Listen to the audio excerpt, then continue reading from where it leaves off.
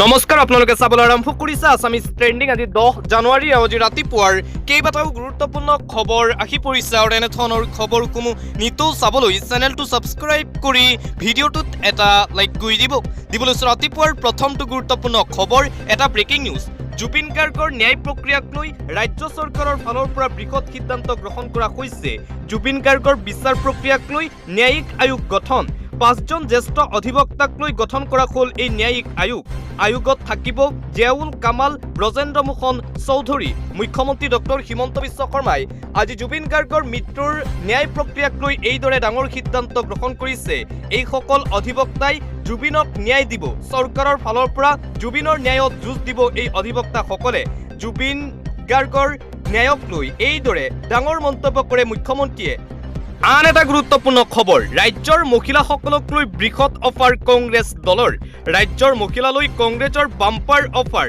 অৰুণোদয়তকৈ 4 গুণ বেছি ধন দিব কংগ্ৰেছ দলে অৰ্থাৎ 5,000 টকাকৈ দিব ৰাজ্যৰ মহিলা কংগ্ৰেছৰ চৰকাৰ আহিলে মহিলাই পাব 4 গুণ সুবিধা বৰ্তমানে পাই থকাতকৈ 4 গুণ অধিক সুবিধা লাভ কৰিব মহিলাসকলে আঁচনিৰ নামত হিমন্ত চৰকাৰে ব্লেকমেইল কৰিছে মহিলাক আঁচনি দি ব্লেকমেইল কৰিছে ভাৰতীয় জনতা পাৰ্টিয়ে জনজাতিকৰণৰ প্ৰসংগক লৈও সৰব হৈ পৰিছে গৌৰৱ গগৈ বিধানসভা নিৰ্বাচনৰ পূৰ্বে জনজাতিকৰণ নহয় বুলি মন্তব্য গৌৰৱৰ বিজেপি খিলঞ্জীয়াৰ হৈ কাম কৰা চৰকাৰ নহয় বুলি সমালোচনা 5টা সংকল্পৰ সৈতে ৰাজ্যত আগবাঢ়িব কংগ্ৰেছ দল গৌৰৱ গগৈৰ নেতৃত্বত কংগ্ৰেছে গুৰুত্ব দিব এই 5টা বিষয়ত শিক্ষা আৰু চিকিৎসা কংগ্ৰেছৰ প্ৰথম সংকল্প বুলি মন্তব্য গৌৰৱৰ চৰকাৰৰ কামত আধুনিকীকৰণ দ্বিতীয় সংকল্প কংগ্ৰেছৰ নেতৃত্বত সংকল্প হৈছে অৰ্থনৈতিক পৰিৱৰ্তন কংগ্ৰেছৰ চতুৰ্থ সংকল্প হৈছে অপৰাধ নিয়ন্ত্ৰণ কৰা কংগ্ৰেছৰ পঞ্চমটো সংকল্প হৈছে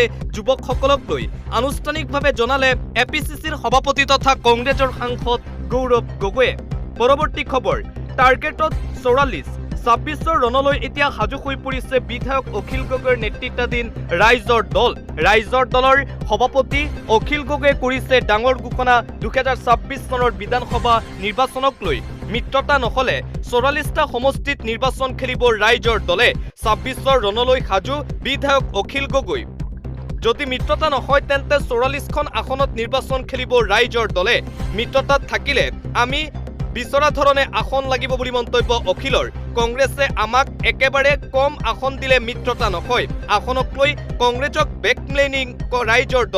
ব্লেকমেইলিং কৰিছে ৰাইজৰ দলে অখিল গগৈৰ অংকই খেলিমেলি কৰিছে বিৰোধীৰ মিত্ৰতা সংখ্যালঘু অঞ্চলত নিৰ্বাচন খেলিবলৈ মন ৰাইজৰ দলৰ সংখ্যালঘু অঞ্চলত কংগ্ৰেছৰ সৈতে বন্ধুত্বসুলভ যুঁজত নামিব ৰাইজৰ দল মন্তব্য কৰিছে ৰাইজৰ দলৰ সভাপতি অখিল গগৈয়ে আন এটা ব্ৰেকিং নিউজ বিজেপিক ক্ষমতাচ্যুত কৰক নহলে গভীৰ অন্ধকাৰত ডুব যাব সমগ্ৰ অসম পুনৰবাৰ বিজেপি চৰকাৰৰ বিৰুদ্ধে সৰব হৈ পৰিছে বিজেপিৰ প্ৰাক্তন নেতা ৰাজেন গোহাঁই ভৱিষ্যতে বিজেপি চৰকাৰ থাকিলে ভয়ংকৰ পৰিস্থিতিৰ সৃষ্টি হ'ব বিপদত পৰিব লাগিব অসমৰ জনতাসকল আগন্তুক নিৰ্বাচনক ভাবি চিন্তি সিদ্ধান্ত লওক সমগ্ৰ অসমবাসী ৰাইজে এদিন মোৰ কথাবোৰ উপলব্ধি কৰিব সমগ্ৰ অসমৰ জনতাই বিজেপিক ক্ষমতাচ্যুত নকৰিলে অসমখন গভীৰ অন্ধকাৰত ডুব যাব বিগত 5 বছৰে অসমখন থানবান কৰিছে ভাৰতীয় জনতা পাৰ্টিয়ে ভিতৰি অসমখন প্ৰায় ধ্বংসৰ মুখত মুখ্যমন্ত্ৰীৰ মুখত কেৱল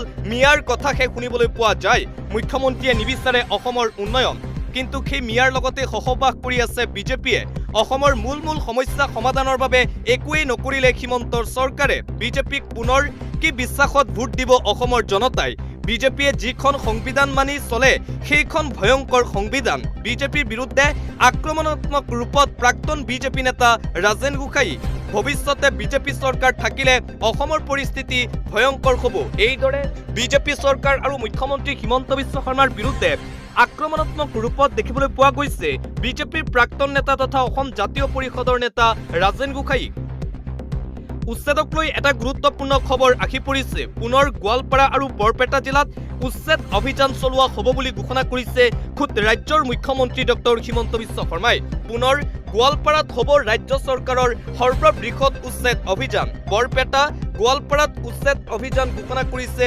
মুখ্যমন্ত্ৰীয়ে এতিয়াও বহু ভূমি বেদখলকাৰীৰ কবলত আছে জিলাই বিপদত পৰিব সংখ্যালঘু মিয়া মুছলমান ৰাইজ তালিকা প্ৰস্তুত কৰি উচ্ছেদ কৰিবলৈ সাজু হৈ পৰিছে হিমন্ত বিশ্ব শৰ্মাৰ বিজেপি চৰকাৰ।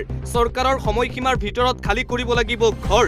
জাননী জাৰি কৰাৰ শেষ তাৰিখৰ পূৰ্বে স্থান এৰিব লাগিব বেদখলকাৰীসকলে। তাৰিখ উকলি যোৱাৰ পাছতেই চলিব চৰকাৰৰ বলডজাৰ একশ্যন। পুনৰ গোৱালপাৰাত আৰু বৰপেটা জিলাত বৃহৎ উচ্ছেদ অভিযান চলোৱা হ'ব বুলি ঘোষণা কৰিছে ৰাজ্যৰ মুখ্যমন্ত্ৰী ডক্টৰ হিমন্ত বিশ্ব শৰ্মাই। অন্য এটা খবৰ, এটা পৰিয়ালৰ 10জন সদস্য হ'লে বাকী এজন কেনেকৈ বিদেশী হৈ পৰে। পুছবেক নীতিক লৈ তীব্ৰ প্ৰতিক্ৰিয়া এপিএমচিৰ সভাপতি টাইছন হুছেইনে এইদৰে বিজেপি চৰকাৰৰ বিৰুদ্ধে সৰব হৈ পৰিছে। বাংলাদেশীক পুছবেক নীতিক লৈ তীব্ৰ প্ৰতিক্ৰিয়া প্ৰকাশ কৰিছে এপিএমচিয়ে। এটা পৰিয়ালৰ 10জন সদস্য ভাৰতীয় হ'লে এজন কেনেকৈ বাংলাদেশী হ'ব পাৰে। চৰকাৰে গ্ৰহণ কৰা পুছবেক নীতি সম্পূৰ্ণ সংবিধান বিৰোধী নীতি। বাংলাদেশীসকলক নোমেন্স লেণ্ডলৈ পুছবেক কৰা হৈছে, এয়া অমানৱীয় কাৰ্য। বাংলাদেশী পুছবেকৰ বিদেশী ন্যায়াধিকৰণৰ ব্যৱস্থাকো ত্ৰুটিপূৰ্ণ আখ্যা দিছে এপিএমচিয়ে। পুছবেক নীতিৰ বিৰুদ্ধে এপিএমচিয়ে সাব্যস্ত কৰিব তীব্ৰ প্ৰতিবাদ। এপিএমচিৰ সভাপতি টাইছন হুছেইনে কৰিছে এই আনুষ্ঠানিক ঘোষণা। অন্য এটা খবৰ, প্ৰতিগৰাকী দৰিদ্ৰ লোকক দিয়া হ'ব কৰ্মসংস্থাপন। গ্ৰাম উন্নয়নত আৰু নচলিব দুৰ্নীতি। আহি আছে বিকশিত ভাৰত আইন। ৰাজ্যৰ লাখ লাখ দৰিদ্ৰ গাঁওবাসীৰ বাবে এটা ডাঙৰ খবৰ এই মুহূৰ্তত আহি পৰিছে। এতিয়াৰে পৰা গাঁৱত নাথাকিব কোনো নিবনুৱা সমস্যা আৰু নাথাকে। প্ৰতিগৰাকী দৰিদ্ৰ লোকক দিয়া হ'ব 125 দিনৰ কৰ্মসংস্থাপন। আহি আছে বিকশিত ভাৰত আইন। বিকশিত ভাৰত গেৰাণ্টি ফৰ ৰোজগাৰ এণ্ড আজীৱিকা মিছন গ্ৰামীণ আইন। বিজেপি চৰকাৰে দিছে এমপ্লয়মেণ্ট গেৰাণ্টি। ৰাজ্যত আৰু এটাও কেঁচা ৰাস্তা নাথাকিব বুলি ঘোষণা কৰা হৈছে বিজেপিৰ ফালৰ পৰা। জব কাৰ্ডৰ সংশোধনীক লৈও উত্থাপন হ'ল নতুন বিধায়ক। ৰামজীৰ জৰিয়তে গাঁৱৰ বিকাশো হ'ব, গাঁৱৰ মানুহে কামো পাব। বিজেপি চৰকাৰে দিছে এমপ্লয়মেণ্ট গেৰাণ্টি।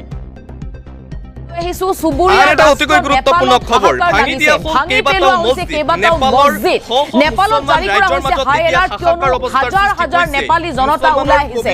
মুছলমানৰ বিৰুদ্ধে নেপালত আৰম্ভ হৈছে বৃহৎ প্ৰতিবাদ।